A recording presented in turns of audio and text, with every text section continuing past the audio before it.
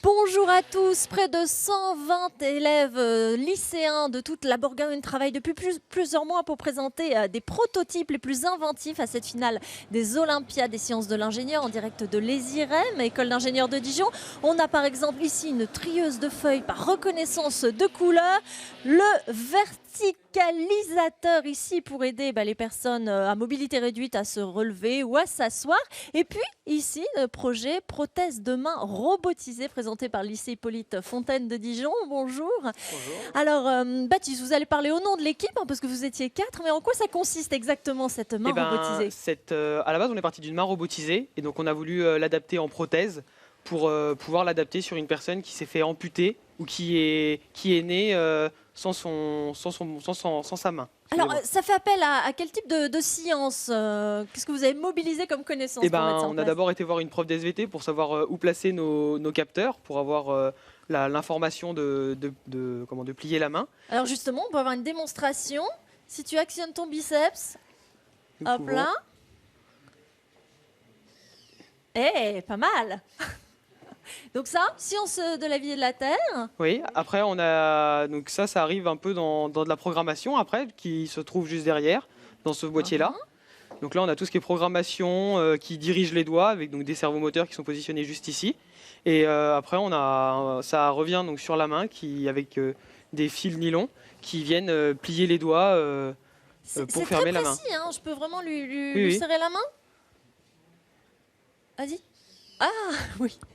Avec une certaine fermeté. pointe, oui. Est-ce qu'il y a eu des difficultés au cours de vos travaux, des Oui, revers On a rencontré quand même quelques difficultés, rien que sur l'impression 3D, parce que ça reste quelque chose qui n'est pas fiable à 100%. Donc on a eu des fois des ratés ou ce genre de choses, donc on a dû recommencer. Mais aussi dans le dimensionnement de certaines choses, nos tendons pour que les doigts reviennent en place sont des fois trop gros, comme on peut le voir sur plusieurs versions, des fois trop gros, des fois trop petits. Donc là actuellement on a un mélange de tous ces tendons pour avoir une main qui se ferme comme celle de l'humain.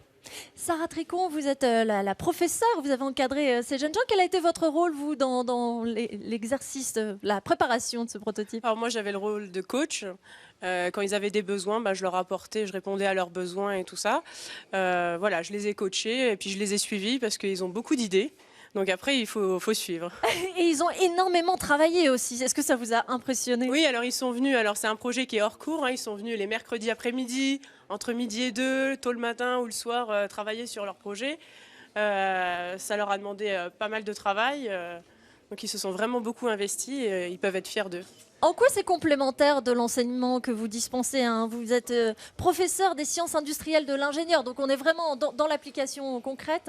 Oui, et malgré qu'au programme de leur spécialité, il n'y ait pas de programmation, ça ne les a pas arrêtés. Ils ont appris tout seuls, ils ont été chercher les informations, ils ont mené à bien leur projet, de A à Z, et puis ils ont aujourd'hui un prototype fonctionnel. Est-ce que, Baptiste, ça peut vous aider dans votre orientation future d'avoir fait ces Je pense Olympiades? que oui. Après, ça dépend un peu aussi de notre résultat aujourd'hui. Mais si on a un bon résultat, ça peut nous aider fortement, oui. Et justement, comment ça s'est passé devant le jury? On pense que ça s'est plutôt pas trop mal passé. Bon, quelques questions pièges, mais ça va. On espère être sélectionnés et aller en finale parce qu'ils ont encore beaucoup d'idées qu'on aimerait développer et présenter à Paris. Ils en ont encore sous la pédale et autant ce serait bien de le faire à la capitale. Bon, on croise les doigts pour vous. Évidemment, c'est pas facile comme épreuve. Bonjour à Alain Dupuis et Albert Dipanda. Alain Dupuis, vous êtes inspecteur d'académie, mais vous avez été juré à plusieurs reprises. Quelles sont les qualités requises pour participer aux Olympiades? Tout d'abord, au niveau du projet, il faut que ce soit un projet abouti, innovant, qui fasse appel à l'éco-conception, si possible, et puis surtout un projet pluridisciplinaire. Comme ça a été dit très bien par les jeunes, ce projet est né d'un travail collaboratif avec la SVT, les sciences physiques, les mathématiques et les sciences de l'ingénieur.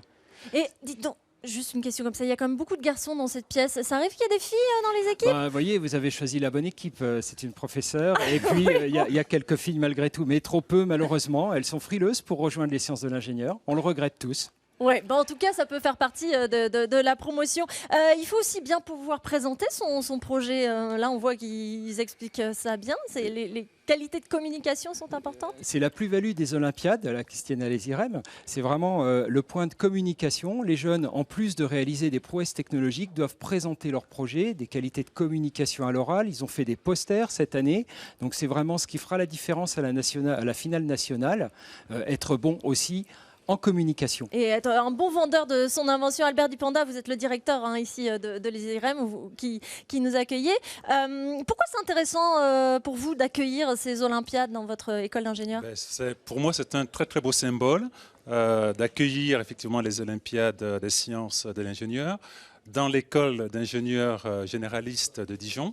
On fait vraiment le pont entre l'enseignement supérieur des lycées, l'enseignement secondaire dans les lycées et l'enseignement supérieur. Oui, parce qu'on voilà. le reprécise, c'est les filières générales et des filières techniques et technologiques qui peuvent concourir.